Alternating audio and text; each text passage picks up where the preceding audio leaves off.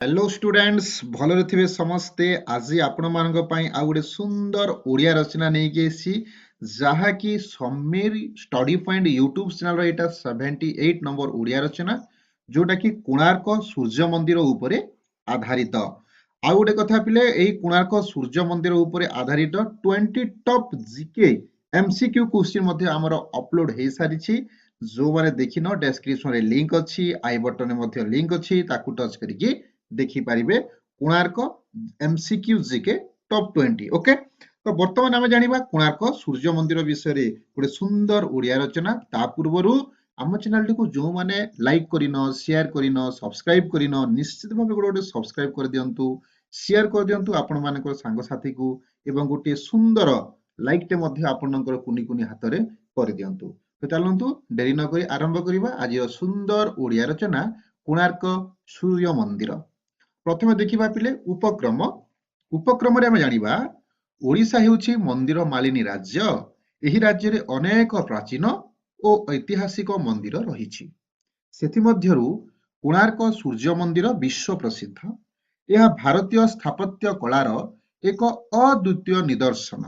यार सुंदर कारुकार्य और ऐतिहासिक महत्व समग्र विश्व रे प्रसिद्ध। परवर्ती सोपान देखिबा पिले अवस्थिति। अवस्थिति रे हम जानिबा कोणार्क सूर्य मंदिर ओडिशार पुरी जिल्लार कोणार्क ठारे अवस्थित। यह पुरी ठारू प्राय 35 किलोमीटर एवं भुवनेश्वर ठारू प्राय 60 किलोमीटर दूर रे अछि। बंगोपसागर निकट रे थिबारु यार परिवेश अत्यंत मनोरम। परवर्ती सोपान देखिबा पिले इतिहास। इतिहास रे हम जानिबा कोणार्क सूर्य मंदिर 1300 शताब्दी रे पूर्व गंगवंशर राजा नरसिंह देव प्रथमଙ୍କ द्वारा निर्माण करा जायथिला। सूर्यदेवଙ୍କ प्रति श्रद्धा जणाइबा पई एही भव्य मंदिर निर्माण करा जायथिला।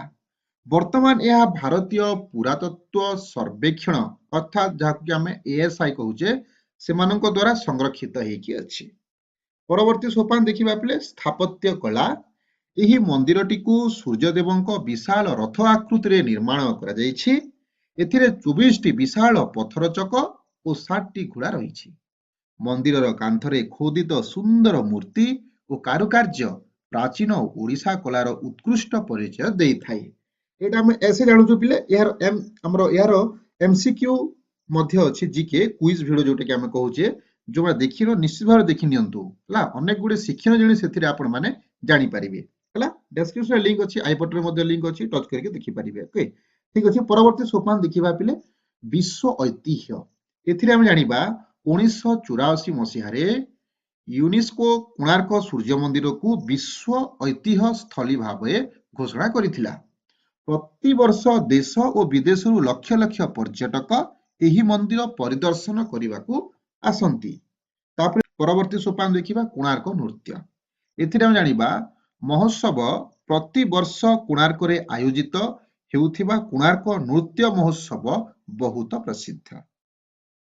एही उत्सव रे ओडिसी सहित भारतर विभिन्न शास्त्रीय नृत्य परिवेषण करा जायथाय। यह ओडिशार संस्कृति को विश्व दरबार रे परिचित कराइथाय। यह थिला कोणार्क नृत्य। तापर परवर्ती सोपान देखिबा पिले उपसंहार। उपसंहार हम जानिबा कोणार्क सूर्य मंदिर केवल एक मंदिर नुहे बरं ओडिशार गौरव, भारतर ऐतिह्य और प्राचीन कलार एक अमूल्य संपद। यार सुरक्षा और संरक्षण करिबा आम समस्तंकर कर्तव्य। एही महान ऐतिह्य को आगामी पीढ़ी पई सुरक्षित रखिबा आमर दायित्व। तो यह थिला पिले आम यूट्यूब चैनल रो एससी नंबर 78 कोणार्क सूर्य मंदिर ऊपर आधारित एक संक्षिप्त ओडिया रचना। तो यही कोणार्क सूर्य मंदिर टॉप 20 जीके वीडियो मध्ये अपलोड हेछि। आपण जाई कि निश्चित भाव रे देखि नियंतु, अधिका नॉलेज आपण माने पाई परिबे। वीडियो जदि निश्चित भाव रे भलो लागिथिबा त निश्चित भाव रे आम चैनल टी को लाइक करंतु, शेयर करंतु एवं सब्सक्राइब करंतु। से पंत रहिली। Thank you.